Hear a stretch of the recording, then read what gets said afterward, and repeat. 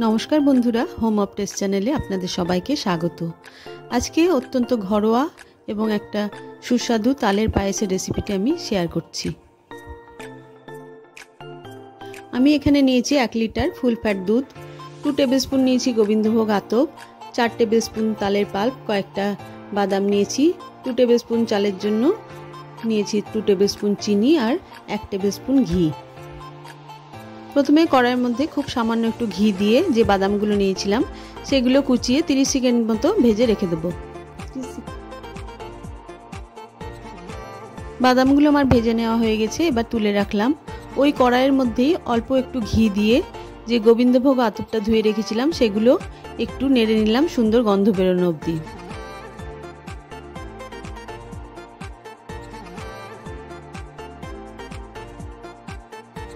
চালটা আমার ভেজে নেওয়া হয়ে গেছে, এবার একটা জায়গার মধ্যে তুলে রাখলাম। তারপরে ওই কড়াইয়ের মধ্যেই তালের পাল্পটা দিয়ে 3 থেকে 4 মিনিট মতো ভালোভাবে নেড়ে নিলাম যাতে একটু শুকনো শুকনো হয়ে যায়।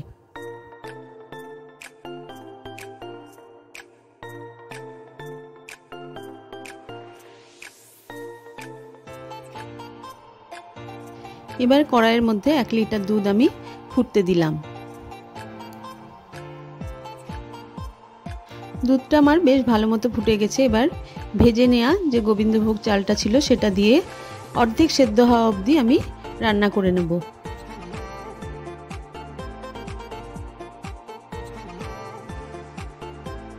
পায়েসটা যাতে আরেকটু ঘন হয় তার জন্য আমি এখানে 2 চামচ গুঁড়ো দুধ ব্যবহার করেছি। এটাকে একটু দুধের মধ্যে গুলে আমি এর মধ্যে মিশিয়ে দিলাম। আপনারা না চাইলে নাও দিতে পারেন।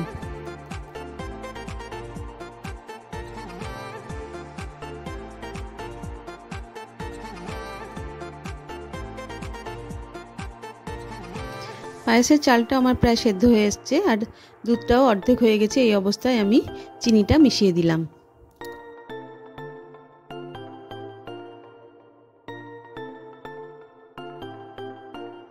চিনিটা দেওয়ার পর পায়েসটা আরও কিছুটা ঘন করে নিয়েছি। তারপরে আমি যে ফুটিয়ে রেখেছিলাম তালের পাল্পটা সেটা মিশিয়ে দিয়ে আরও 2 থেকে 3 মিনিট মতো রান্না করে নিলাম। সবশেষে উপর থেকে ভেজে রাখা বাদামগুলো ছড়িয়ে আমি গ্যাসটা বন্ধ করে দিলাম। ভিডিওটা দেখার জন্য সকলকে ধন্যবাদ। বাজারে তাল ফুরিয়ে যাওয়ার আগে অবশ্যই এই রেসিপিটা একবার ট্রাই করে দেখবেন, আশা করি ভালো লাগবে।